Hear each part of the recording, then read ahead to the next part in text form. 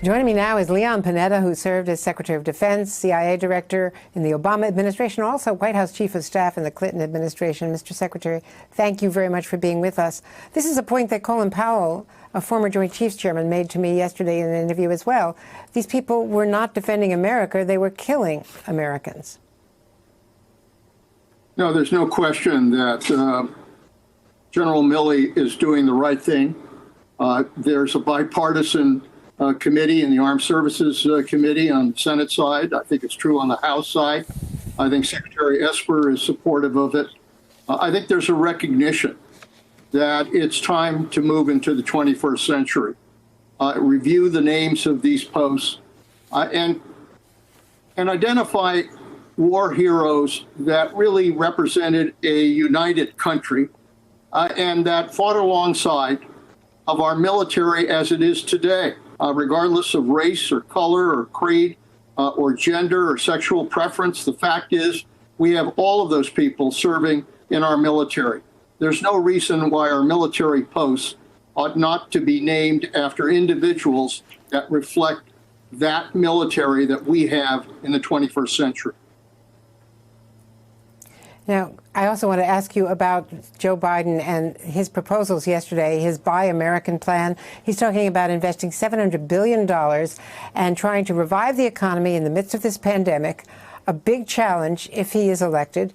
Also, he's talking about in Buying American, there is a populist tinge to this. The president went after him today and said he was copying Trump proposals, and even Steve Bannon was praising Joe Biden.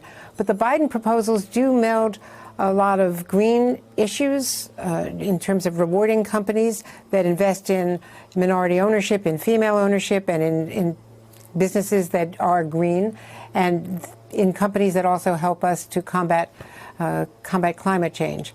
What is your take on how he is trying to bridge this divide? I think Joe Biden is doing something that's natural to him because he has a very deep feeling about American workers and the importance of trying to provide opportunity to workers across the board.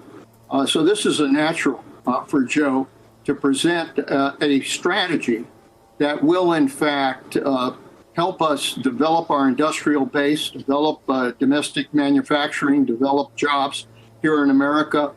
He refers to the need to use clean energy and clean energy opportunities in that effort. And he understands that our country has to take care of the workers that are here. And it does go after some of the arguments that President Trump has made. But President Trump has dealt with this issue through trade wars, through threats, through bullying.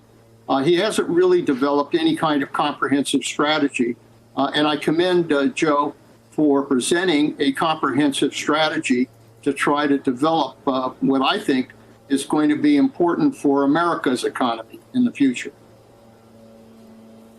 Now, I also want to ask you about reopening schools. You're in California, despite exemplary leadership, really, by the governor and the mayors of the big cities. California is seeing, especially in Southern California, a real surge in coronavirus cases.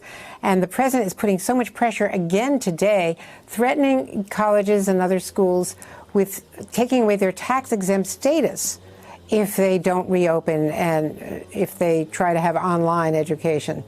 And also, of course, threatening to take away money from them in other ways. Is it safe to reopen schools the way the president is demanding?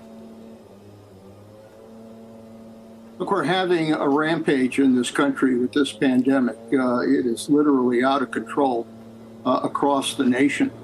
And in some ways, we have a president who's out of control as well and on a rampage, somehow thinking that through threatening people, through bullying people, that somehow that's the way to deal with it. We really have 3 or 4 main crises in this country. We've got a pandemic out of control. We've got an economy that obviously is being impacted by that, jobs that are being lost. We have this whole effort to try to achieve some kind of racial justice and equality in this country. But the most important crisis we have is a leadership crisis. We do not have a president that understands how to develop a strategy to help states, help communities help people deal with the problems involved with this dangerous pandemic. And rather than just threatening people, rather than cutting off money for schools, my God, talk about harming our children. He should be developing a positive approach to trying to help these communities. This is a tough challenge. These kids face, obviously, serious problems, not only in terms of getting a good education, but also protecting their safety in that process. That's not easy. It would help if we had a president who, with a little bit of compassion, understood the challenges that these communities are going to face and try to provide help rather than threats to assist in that major challenge. Hey there, I'm Chris Hayes from MSNBC. Thanks for watching MSNBC on YouTube. If you want to keep up to date with the videos we're putting out, you can click subscribe just below me or click over on this list to see lots of other great videos.